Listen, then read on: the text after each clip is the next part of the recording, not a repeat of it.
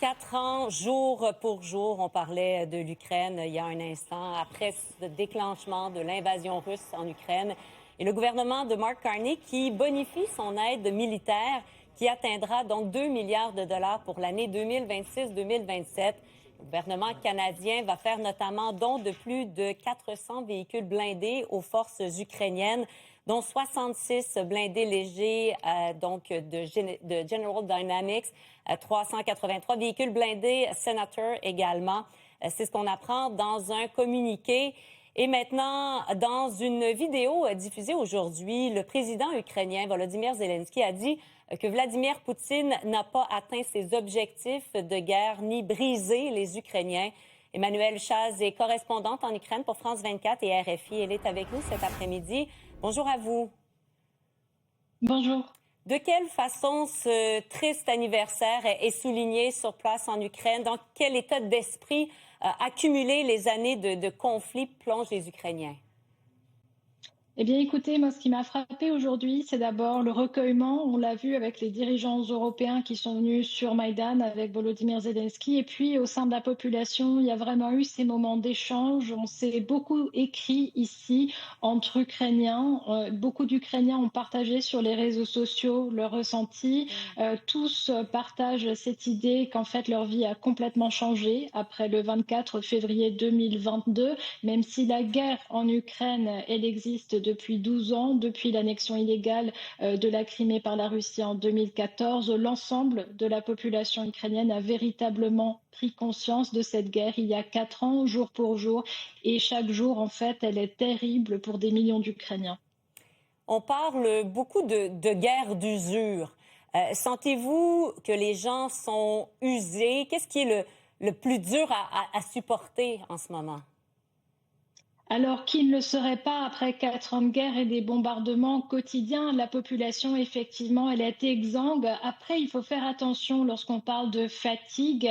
Les Ukrainiens n'ont pas le luxe de se montrer fatigués, ils n'ont pas le luxe de baisser les bras, tout simplement parce que s'ils baissaient les bras, s'ils ne défendaient plus l'Ukraine, cela signifierait qu'ils tomberaient sous influence russe. C'est tout l'objet de cette défense ukrainienne, de cette résistance ukrainienne. Et ici, chaque famille a été impactée par cette guerre d'une manière ou d'une autre, qu'il s'agisse des millions de personnes réfugiées à l'étranger, des millions de déplacés internes à travers le pays, ou bien de tous ceux qui ont subi les bombardements de plein fouet, qui ont perdu leur maison, qui ont perdu des proches dans ces bombardements, et puis tous ceux qui ont des proches sur la ligne de front, qui ont disparu sur la ligne de front, qui y ont été tués, qui sont en prison russe. Et comment ne pas penser aux dizaines de milliers de soldats ukrainiens actuellement sur ce front pour défendre l'intégrité territoriale et la souveraineté de l'Ukraine. Donc,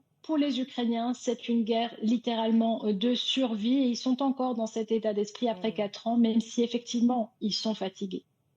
Par qui et par quoi passent les espoirs des Ukrainiens? Est-ce que c'est toujours par les Américains beaucoup?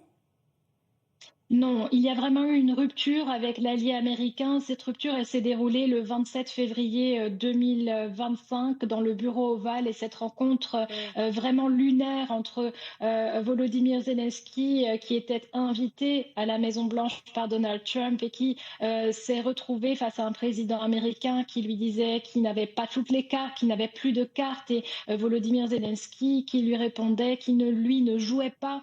Et finalement, ça a donné tout un ton vers une nouvelle relation des États-Unis avec l'Ukraine, une relation extrêmement transactionnelle. Vous en parliez tout à l'heure. Les États-Unis ne donnent quasiment plus rien à l'Ukraine. Alors certes, il y a des armes américaines qui arrivent en Ukraine, mais celles-ci sont achetées par les alliés de l'Ukraine. Elles ne sont pas données. Donc il y a un énorme changement. Les Ukrainiens, après cette rencontre, ils ont eu l'impression d'avoir reçu une claque de la part de leur allié le plus proche. Ils comptent sur leurs alliés européens, sur le Canada, sur le Royaume-Uni, entre autres. Et avant toute chose, ils comptent sur l'armée ukrainienne pour les défendre. Est-ce qu'en Ukraine, et je terminerai avec cette question-là, on pense encore que Vladimir Poutine peut être raisonné, peut éventuellement accepter des compromis? Non, ici, on pense que la seule façon d'arriver à un accord de paix, ce serait de mettre assez de pression sur Moscou pour que la Russie se sente obligée d'arriver à la table des négociations avec de réelles intentions de Mm. paix. Aucun Ukrainien ne croit en la parole de Vladimir Poutine ou du Kremlin de manière générale. Pourquoi? Parce que depuis l'indépendance de l'Ukraine en 1991, la Russie a trahi toutes les promesses, tous les accords, tous les traités qui avaient été mis en place justement pour éviter la situation dans laquelle nous sommes aujourd'hui. Et les Ukrainiens, ils sont bien conscients de cela. Donc, eux viennent à la table des négociations, eux font preuve de bonne volonté. Et Volodymyr Zelensky, d'ailleurs, aujourd'hui, il a déclaré que l'Ukraine était prête à la paix, mais qu'elle considérait toutefois aussi les autres options parce que l'Ukraine est bien consciente que la Russie, en ce moment, à l'heure actuelle, n'a pas l'intention d'arrêter cette guerre. Emmanuelle Chaz, correspondante en Ukraine, merci beaucoup d'avoir été avec nous. Soyez prudente. Merci à vous. Au revoir.